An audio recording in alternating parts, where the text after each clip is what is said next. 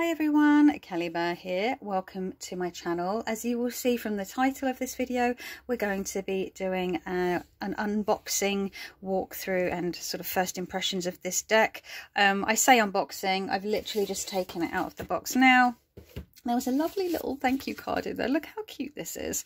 And some stickers. Oh, love a sticker moment. So thank you for that, Ethony. I've just taken off the plastic as well because I didn't want to have to do that on screen. But I've not even lifted the flap of the deck. I have not even opened this box at all. I've literally just opened it. I just wanted to cut out all the faffing to save time and effort. And you having to watch me struggle with a box and a Stanley knife. But yeah, this was sent to me by Ethony. She reached out and asked me if I would like to receive a deck to share on this here channel, and I said yes because Eris Elizabeth is an artist that I have been following for years on Instagram. I really love her artwork, and this deck was on my wish list. I just hadn't gotten around to picking it up. I mean, if you're anything like me, your wish list is as long as your arm, or my wish list is as long as my arm, maybe longer. And you know, it's really difficult to pick out which decks to get. You know, I'm on a very limited budget. I have oh sorry, I just smacked my ring on my table. I apologize if you're wearing headphones. And I have very limited space to store things as well, so yeah, it's always really tricky. But as my mum always used to say, or still says, never look a gift horse in the mouth. And so I did accept this very kind offer from Ethony. And I will, of course, in the description box, be providing all of the information for both Ethony and Eris, for you to find this deck, but that, you know, both of their other works as well. And yeah, this is the Penumbra Tarot. It says here, evoke the liminal space. From what I understand, this is a deck that deals with sort of elements and spirits. I'm just going to turn it over because I know there's some stuff on the back here. Penumbra 1, a space of partial illumination between the perfect shadow on all sides and the full light. 2, a surrounding or adjoining region in which something exists in a lesser degree, a fringe. Or 3, something that covers, surrounds, or obscures, a shroud. Gain insights and answers while discovering the realm of celestials, elementals, and magical beings through the 78 arcana of the tarot. This also feels very like D&D. I don't know, because you get celestials and elementals and things, and obviously magical beings in D&D, and I play D&D every week. So I love that it's like a magnetic clamshell. It's like a really good chunky, the box feels really satisfying. It's almost like slightly rubberized feeling paper, you know, what you get on some book covers. It makes me think of the Psychic Witch book cover by Matt Oren. It has that sort of feeling. Anyway, it's a nice tactile experience, FYI. So yeah, we've got the guidebook in here. Oh my goodness. That is a chunky monkey. I wasn't expecting it to be that chunky. Again, it has that nice feeling. We've got this lovely watercolor effect on the inside. I hope you adore the Penumbra Tarot. This deck should arrive in perfect condition. I was just saying if you would need to replace it or something. And there is Ethony. Oh my goodness, I am so excited. Oh god, the colours in this are just going to send me into paroxysms of pleasure. And it has a really unique colour on the side. It's like a burnt orange, or like a fire orange kind of colour. That's cool. So we'll take the belly band off. That's pretty. I don't know what the cardstock's like. I don't think it's shiny, but I might have to move my ring light. Let's see. Okay. Oh yeah, I forgot it had the foil stamped back. Oh my god. Oh my god. It's already delicious. It's already delicious. So what I might do is I'll probably, to make it a little quicker than just doing one by one, is I'll have 2 piles of cards so we can see more. Let's see. So you can really see that foil shimmering under the light. Let's see how this goes. And take it from there. So we have, oh, do you know what? I think it needs to go, oh, I had it the wrong way round. There we go. I literally took the belly band off with the fool facing me as well. I'm observant. Silly sausage.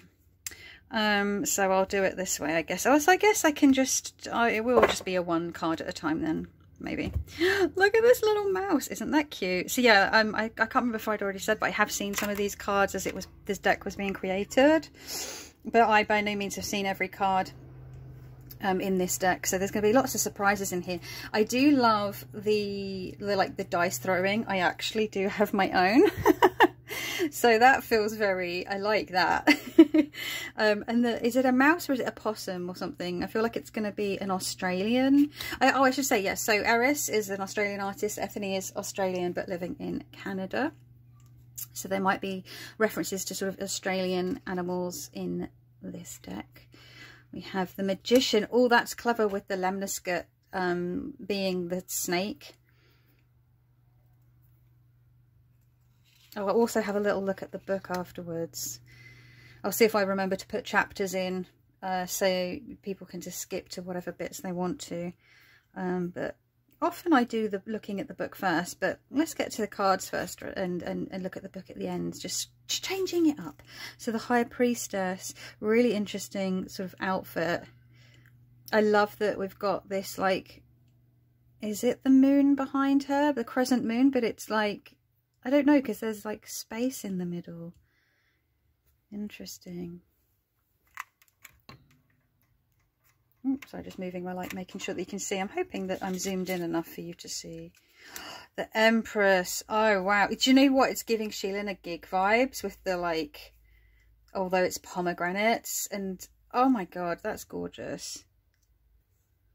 I love that because it suggests growth and fecundity and nurturing without it being a pregnant woman, which is fine. Like, I'm not like completely against, you know, the Empress being a pregnant woman. It's just that it's like, it seemed like it used to be every bloody card and it was the only interpretation of the Empress for a lot of Smithwaite based decks, and it just sort of really irked me. I wanted to see other interpretations. Now that we do have other interpretations, I feel less irritated by it because I'm like, I have options now, and I feel like that feels better for me now. Before I didn't have any options. It was just always like, oh, this again, you know, except if I'm using a Marseille, because then you get this more sort of colonial idea of an Empress, which is not great either, let's be honest. That's why I'm really enjoying the Radical Tarot book by Charlie Claire Burgess, because they're just really like breaking down these archetypes and degendering them and just giving really fascinating, interesting and more like modern interpretations that really can work for us. The Emperor, I love that he's got the rams here just sort of on his, would they be pauldrons? I always think pauldrons sit quite over the shoulder, like this is part of his chest piece. You really get that heat of the sun feeling. Got a clenched fist, it's very sort of strong.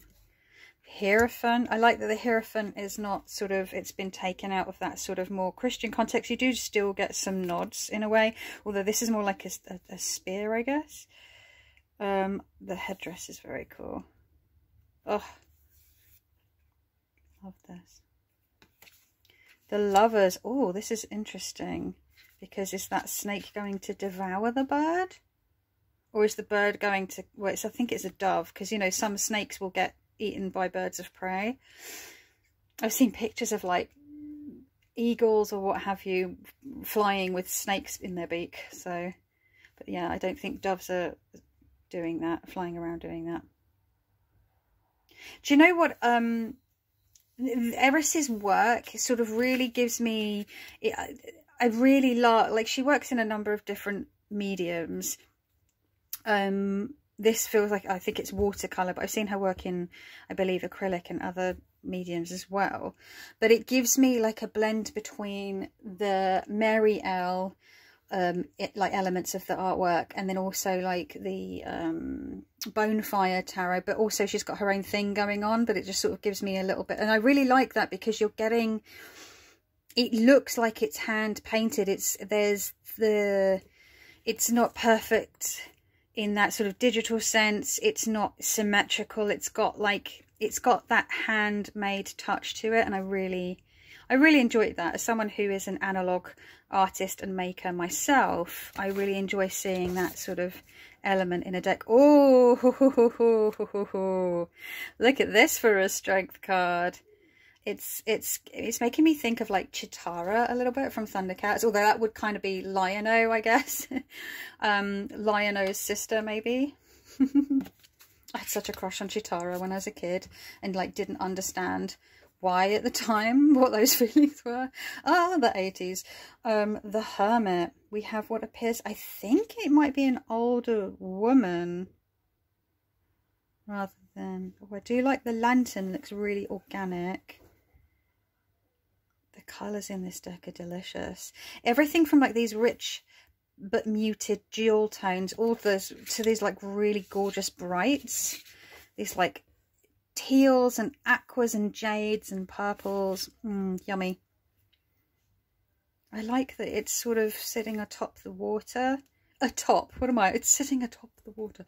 And we've got different sort of animal creatures represented in the corner. Oh, I like that you can see a little bit of this person's sort of body under the water, or this creature under the water as well. So we've got the like Smith-Waite wheel representations, but then it sort of deviates. That's very cool. Justice. Justice is at... Oh. Justice is at... Oh, hang on. Yeah, Justice at 11.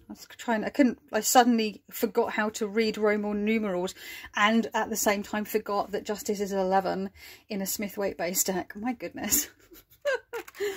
Oh dear, it's been a long weekend. I've been really busy. Let's have a sip of my water. See what I mean when I think of like that sort of Mary L thing, or like even like the Tarot of the She with the like white eyes, which I really love. Also like the... Oh, is it the Rose Tarot? The White Rose? Oh, what's that tarot? I've got like a vintage copy. And it's got those like really almost alien or fae-like looking characters. For some reason, I can't remember the name of that tarot either right now. The Hanged One. That's interesting. So they're not actually upside down. They've still got the halo. It looks like they're hanging from a rope rather than... They're like... scaling a tree, or coming down from a tree. Cool. Oh, the Death card. Look at this. That's gorgeous. Look at this lunar moth. I love that you've got like the mushrooms as well, because the mushrooms can help break down and reutilize dead matter. Also the connection, the mycelial connections underneath the ground between mushrooms and trees as well. Temperance. Nice big red wings. Oh, I love like just the little touches, pops of colour there. Scrumptious. It's interesting, there's like this light coming through their wings. Lasers. The Devil. Oh, hello. Hello. They look cool. I like their bone necklace. Ooh. They look dangerous and exciting all at the same time. Do they have fawn ears? Looks like they have fawn ears. See what I mean? It's giving me like D&D. I'd love to play a fawn in D&D. I've not played one before. The Tower. The Tower's very minimal, and we've got like two different sort of elements of destruction. Oh, maybe that's the lightning coming in and the fire and the smoke coming out. Then we've got this really interesting sort of abstract situation at the bottom. Very cool. Oh, shut up. What? No. How cool is this star card? Oh my god. I've got goosebumps. I had such a visceral reaction. Oof. The star card is like my card, my main birth card. So I'm always interested in what the star card looks like. But a lot of them are very much a much. And it's not always, but there's generally kind of a vibe. This like totally steps away from that. But I love it. Oh, I've literally got goosebumps. That's so weird. I'm going to have to sit down with this. Do you know what? That's giving me such a reaction. I feel like I have to look that up in the book. Ooh. Wasn't expecting that. Let's have a look. So we've got, looks like you've got a page. Oh, more than a page. Get quite a bit of information per card. I imagine there might be a bit less for the minors, but that's cool. The star, there we go. So we've got the legacy reversed, notes from Eris, the artist, which I love, right? Because then you're also probably getting some commentary on the artwork, which is so important, I think, especially when it deviates from like the very like traditional imagery that we're used to. Legacy. Hope is renewed with the star. It's only in the darkness that we can see the stars. The darker the night, the more we can see the vast and brilliant galaxy. In this revelation, you gain perspective and see that some of your worries are not as big as they once seemed. You may find that aid comes in an unexpected form that reminds you of the goodness in humanity and helps you on your healing path. Okay, so that's sort of just very general sort of meaning. Apogee and perigee. Okay. As above, so below. The star carries iron energy, the same iron that lies in the earth beneath our feet and that runs in our blood. That's very true. The star calls you back to your core, your iron energy that anchors you to the rocks and connects you to the galaxies that shimmer above. And then Eris says, the star is one of my personal favourite illustrations in the Penumbra Tarot. Oh, that's interesting that it's one of her favourites and I had such a visceral reaction to it.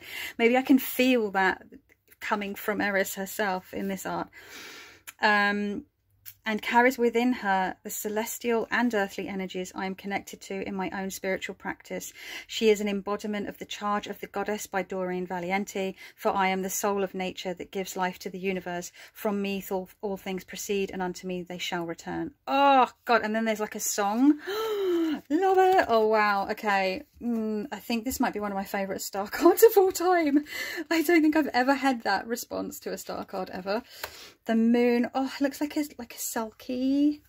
Not a selkie, a kelpie. Sorry. A selkie is the seal. No, kelpie is the horse. The Scottish kelpies. The moon. It's full moon tonight. As of filming. The sun is a phoenix, it looks like, and that was what the phoenix, so the kelpie and the phoenix, the sun and the moon were what was on the books, wasn't it? Let's see. Yeah. Oh, love it. Got all the sunflowers, real hot heat energy. This phoenix looks very determined, and like you don't want to fuck with them. Because the sun can give life, but it can also be very, very dangerous. People always, I think a lot of people tend to, well, not a lot, I see a lot of people skewing the sun. There's always like, oh, it's positive and it's a great and la la la. But, you know, there's always a shadow element to every card, right? Judgment. Oh, this is very strange and very interesting. So we've got like seeds germinating, sprouting, and then what appears to be hands coming up out of the ground. So, and then like this, I don't know, this energetic spirit thing in the background. Be interested to read the book entry for that as well. But like, yeah, there's like these faces coming out. It's kind of weird and freaky, but I love it. The world is a witch. Oh, hello. I love her. But it's a shame that the elemental symbols have been chopped off. But she's gorgeous. Oh my God. Beautiful. I don't think I've ever seen, other than I guess maybe in like a witch themed deck, I don't think I've ever seen like this kind of interpretation of the world card. So now we go on to the swords. That peacock, the eye and the peacock feather. Two of swords, so we're getting, but they're pointing down. You want to be careful doing that. I mean, you want to be careful pointing them across your face, I guess, because you could take your nose right off, but I don't know, that that looks dicey. Oof. Oh, that's a difficult one. Right through the heart and the rain. It's always raining in the Three of Swords, and I'm like, but I love the rain. Except when I'm roller skating, because then I can't roller skate. Four of Swords. Well, that's nice because with the different change of perspective, rather from the side, from, you know, rather than a profile, we're getting from above, which is quite nice. And I like that they're holding one of the swords themselves, although they're all pointing at their head, which makes sense, right? It's the realm of the mental, the communication, thoughts, ideas. That makes sense. Five of Swords. We have what appears to be some kind of fey creature nicking off with some swords after a fight. Oh, they've all got wings. Fairy fight, maybe. They've got pointy ears as well. Purple wings, that'd be cool. Oh, what colour wings would I have if I was a fairy? I don't know. I'd like to be able to change them to match my like outfit or my mood. But I guess if I had to pick, it would be like that sort of oil slick purple, green, blue, maybe. 6 of Swords with a dog. I mean, if you're putting a dog in a card, it's always getting extra points from me. Look at this dog's face. Oh, that's adorable. I love how there's no choppy water. It's just serenely moving out to I can say pasture's new, but water's new, I guess, or shores are new. 7 of Swords. We've got another sort of impy, fae-like creature. We've got these eyes again. Nice full moon.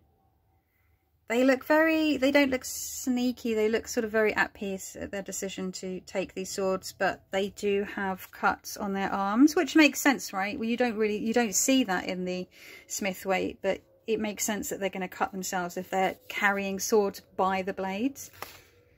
8 of Swords. We've got a zoomed in look at this one. This is quite, this puts me in mind of the sort of that close in hands of the Raven's Prophecy Tarot, which I love so much. 9 of Swords. Oh, this is a nice angle as well. I'm loving that, like, the cards that are like more traditional have like still have something, a different angle. They're coming at a different angle, sort of, I mean, in the perspective of the art. So here we're coming like under and at the side with the swords up the back there on the wall. Really like that. 10 of Swords. Interesting. So the 10 swords are in their headdress. They look a bit like crosses.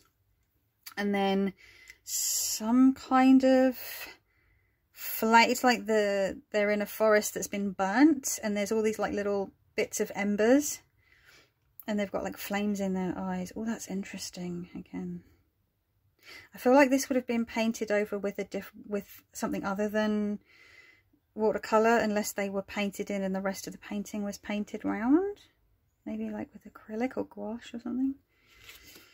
Okay, and now we've got like the quartz, so I'm not quite sure what we've got. So we've got the Element of Swords, so that's going to be the page, I'm imagining, if it's going in the order they usually go.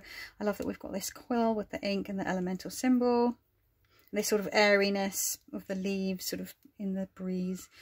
And then we go to, okay, Agent of Swords. That makes sense, right? Because the knight is active. They're doing, they're oh god, I'm knocking the thing, sorry. They're sort of, yeah, they're very active in their suit. They're out questing. I love this owl. I love the purples. I love how Eris has captured the sort of movement, and then it almost looks like there might be some wind or rain. I don't know. It just feels very like I can really feel the movement and the flapping of the wings. And I love the purples because purple is one of my favourite colours. Oh, Crown of Swords is going to be the Queen. Look at this purple feathers again. Are they purple feathers from this purple owl, maybe? Oh my god, look at them. Gorgeous. Determined. I love this like zoomed in as well. And then we have Throne of Swords. So we have crown and then throne. So this will be the king. Again, we're getting those beautiful purple feathers. But then we have what appears to be crows or ravens. They look really large. They look more like the size that ravens would be. Ravens are fucking massive. Have you ever seen one in person? They're gorgeous, but they're bloody huge. Especially if you're used to just seeing crows out and about in your local area, and you see a raven. Yeah, quite a difference. It's, yeah, there's like a walkway in the air. You can see these clouds and this very sort of airy throne. Yeah, gorgeous, gorgeous, gorgeous. So now we're on to torches, which are obviously going to be the wands. This is, you know, really going off. Real like energy and vibrance just straight off the bat with the first card of the suit. 2 of Torches. I'm loving that we're seeing like older people in this deck. I love it. Sorry, just having some water. What are your secrets? What are your secrets? 2 of Torches. 3 of Torches. We've got like a bedroll. Their leg is taped up. They appear to have like maybe a sword, like a knife in their pocket there. And there's like, we've got some symbols, glyphs. Oh, what's that? It looks like a 4, but I think it's meant to be something else. I'm really terrible with that kind of thing. 4 of torches. Not so much the sort of celebratory vibe, but you do get sort of a sense of stability with the trees, although I'm a little concerned about the fire attached to the trees. I'm hoping it's like magical fire that won't burn them. I'm imagining that this is all taking place in a sort of magical realm anyway, so I'm sure they've thought about that before they did it. And then we've got this like central flame. 5 of torches. Oh no, are they setting the lion on fire? Ouch. This makes me think of like medieval artwork, you know, the when you see like lions or cats or just that positioning, or like heralds, when you have the lion on the heralds and their claws are like meh. That lion looks very angry and I don't blame it. The 6 of torches, the card of victory, is often referred to. It's a unicorn. Oh, with a little like star. Very serene look on their face. I love the cardstock. The cardstock is like, it's not glossy and it's not matte. It like has a satin finish and the colours really pop and it just feels really nice. Like it, I can tell it's gonna like, well, I think it's gonna shuffle nicely. It's a little wider than like a you know, like a standard Smith-Waite, for example, but I think it might also be a little shorter. I don't know. I'll try to remember at the end to like grab one of my like more like standard size decks and show them together. 7 of torches. We've even got a unicorn. Did they just break that unicorn's horn off? Ow. Like a feather. We've got some corn. Wand. All sorts of things. 8 of torches. Interesting interpretation. Because it makes me think of the 8 of Cups, where, you know, then something like moving away from something, and usually the 8 of Wands has that sort of that energy, that flying through the air energy. Interesting. I'm really looking forward to reading the book. Oh, 9 of torches. Apologies if you don't like speeders. That looks like a big speeder.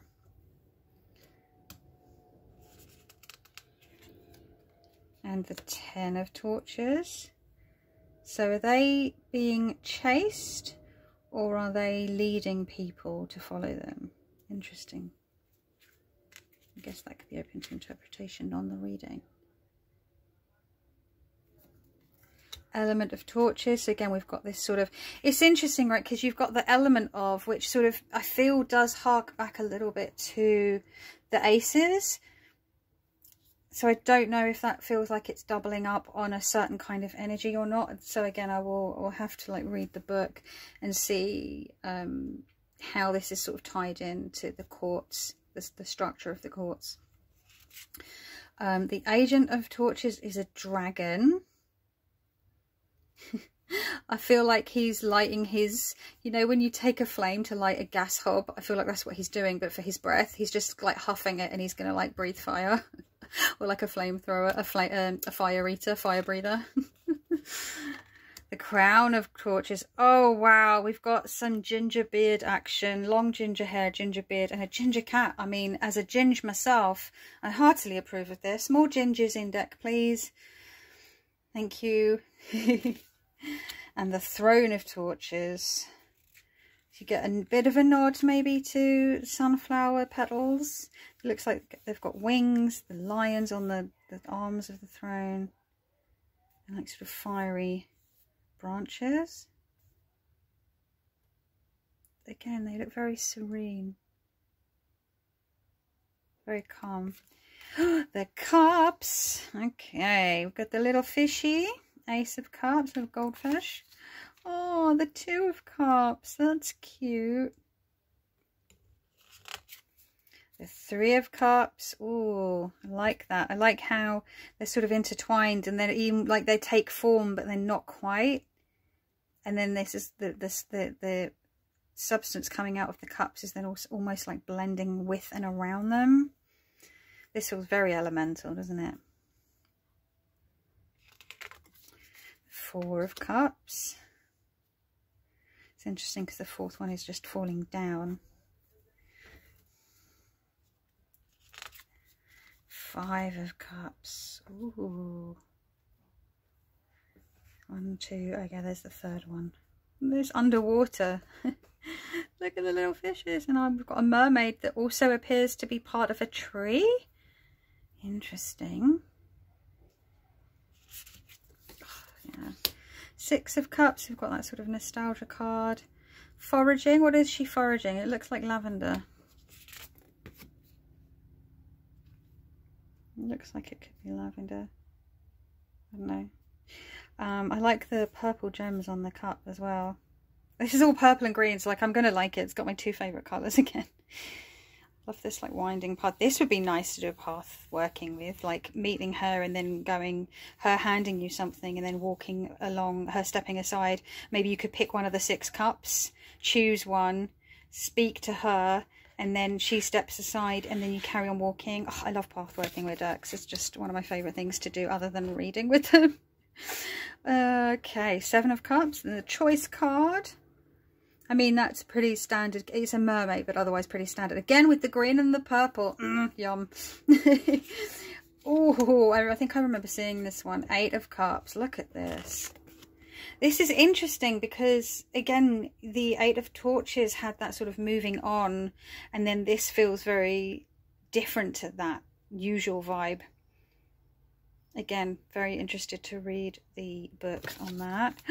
9 of Cups. Is that like a goat maid? Mergoat, rather.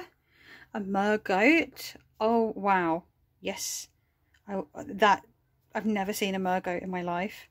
I don't remember seeing this card in the... What was shit? Oh my god, I love them. Ooh. 10 of Cups. We've got what appears to be a group of family and or friends around a fire. I love that the sky, it's not so much a rainbow, it's just some sort of like aurora type thing going on, and they've all got their glasses raised, their goblets raised, and it looks like there's even like a dog or a sheep or something. The Element of Cups, a fish in a tear. That's interesting. Could you imagine if you cried that out though? Ow. Agent of Cups is an octopus. I'm loving the animals as the knights. Octopuses are very cool. Octopuses. Crown of Cups has like fins coming out of her head. I'm hoping that those are growing out of her head and she didn't like cut the fins off some like fishes to stick in her hair. They're very beautiful. I just really love the colours used. The Throne of Cups. Wow, they look like they're in charge with their trident.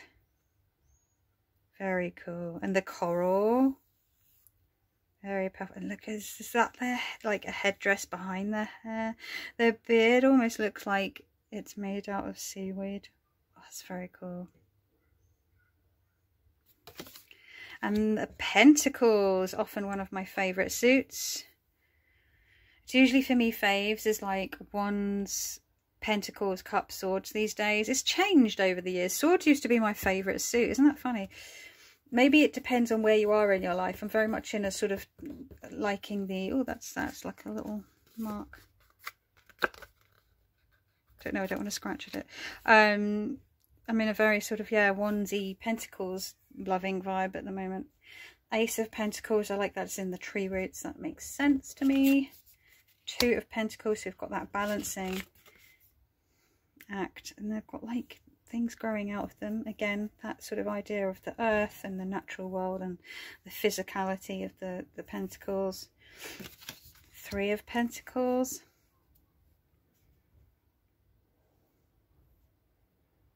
A bit more pippish. I know there's the rose, but it gives me that sort of, yeah, more pippy vibes. And then this would be like a bit like an arabesque in a Marseille.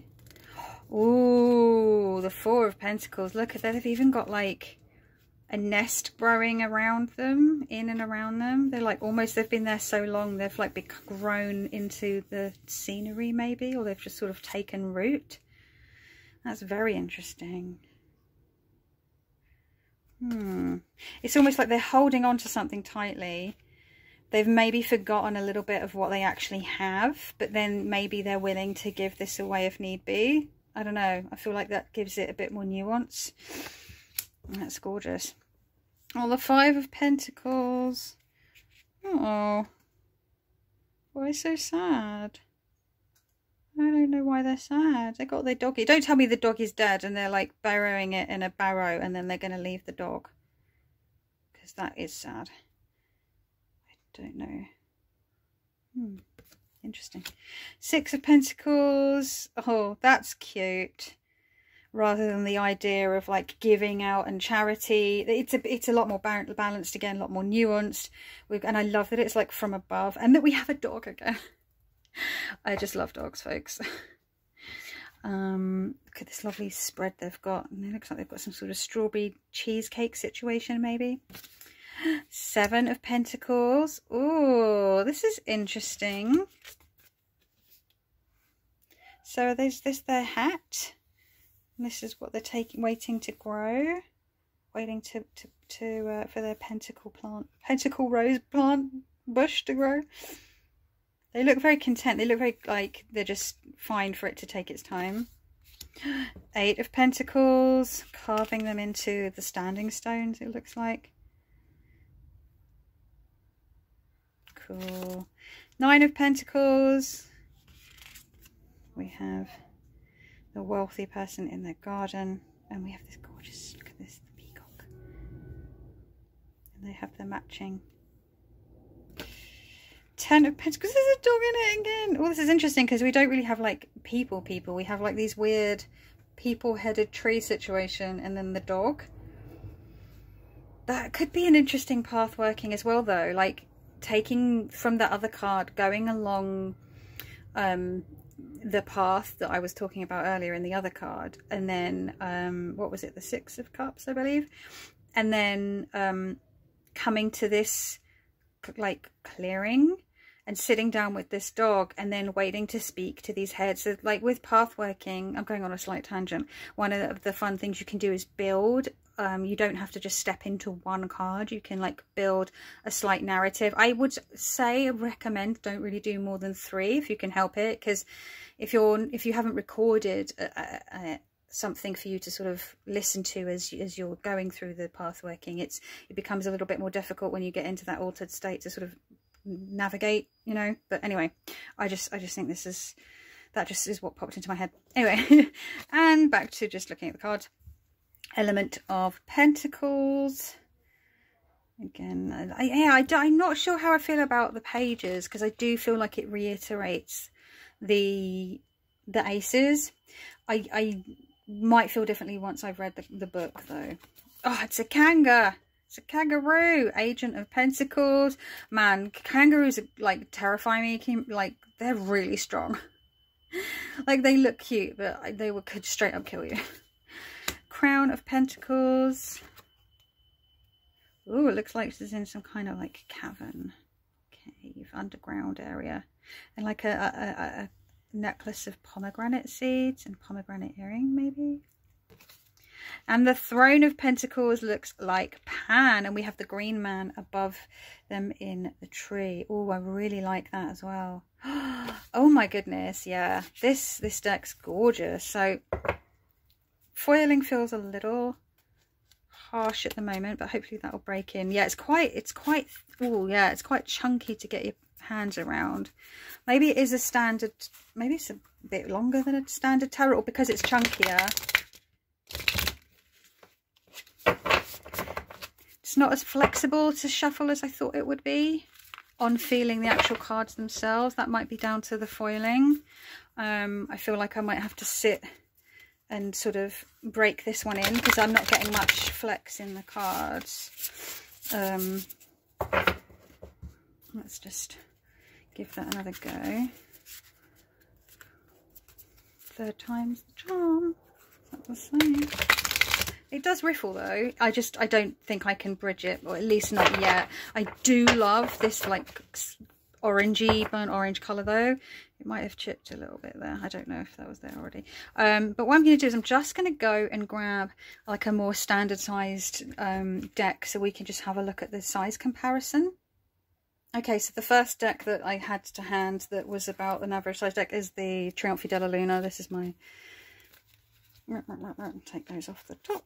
This is my Paradoxical Rose version. So, oh yeah, that's why I'm struggling. So it's actually, yeah, it's about 5 millimeters, 4 or 5 millimeters, or maybe what's that, 1/4 of an inch taller than a sort of fairly average sized tarot deck, and then about 10 to 12 millimeters and about 1/2 an inch wider. So that's, I think maybe if it was more this size, I would probably find the cardstock easier to shuffle. But actually, you know, looking at the artwork, I feel like it does need the size to really showcase what you're looking at, and like the ratio that this has been painted in. Oh, I really love this. What I'll do is I will pause and again, and then I'll zoom out and I'll just lay some cards out for you to see how it looks together. So we'll do that. Hold on.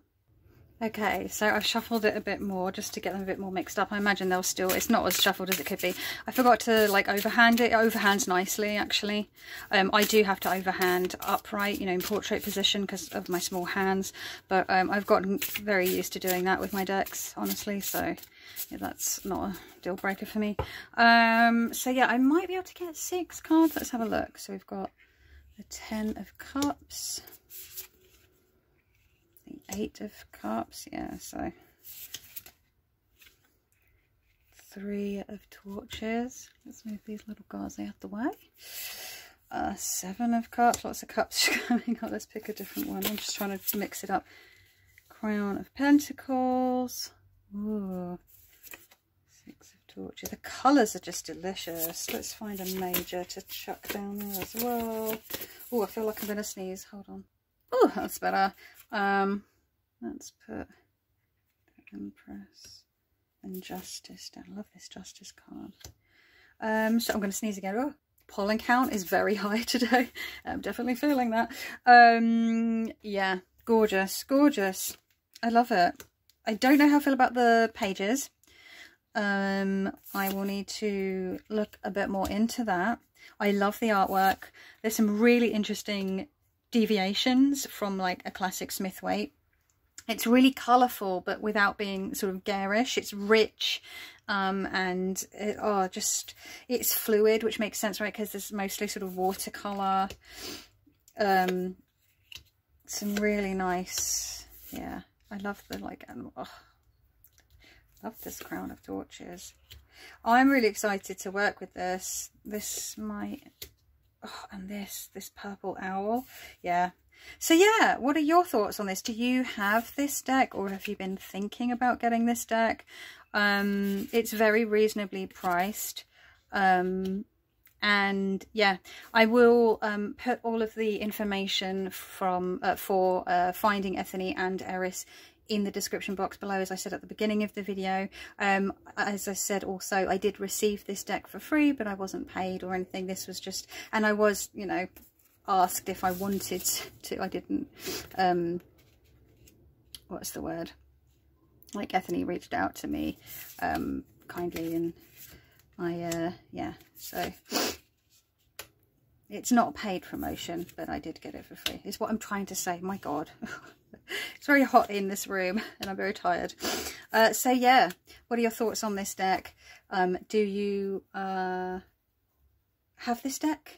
Do you how does it read for you, and what do you think about the aces versus the pages? Has that been an issue for you, or does it make sense? Obviously I've not read the book yet, I've literally just opened the deck, so I'm looking forward to looking into that, and really interested to read the guidebook, especially where it deviates from a more sort of classic Smith-Waite interpretation. I just like looking at it all together. Look at all these delicious colours. I just want to lick it. I won't lick it, but I want to lick it. Like, it tastes so good. So yeah, if you have watched and or listened to this video, thank you so much for taking time out of your valuable day to taking valuable time out of your precious day. I'm tired, folks. Can I has words? Clearly no. I can has them, but they're not the right ones. But yeah, thank you so much. I appreciate you. I hope that wherever you are happy, healthy and safe, and I will see you hopefully, hey, in the next one. Oh, and I say thank you to Ethony for sending this out to me, and it arrived really quickly. I was really surprised. I wasn't expecting it. It arrived a week earlier than I expected, basically. So yeah, that was cool, and I'm just so excited to have 78 pieces of Eris's artwork in my grubby little mitts. Go check out Eris's artwork, it's gorgeous. Yeah, so thank you so much. I'll see you in the next one. Ciao.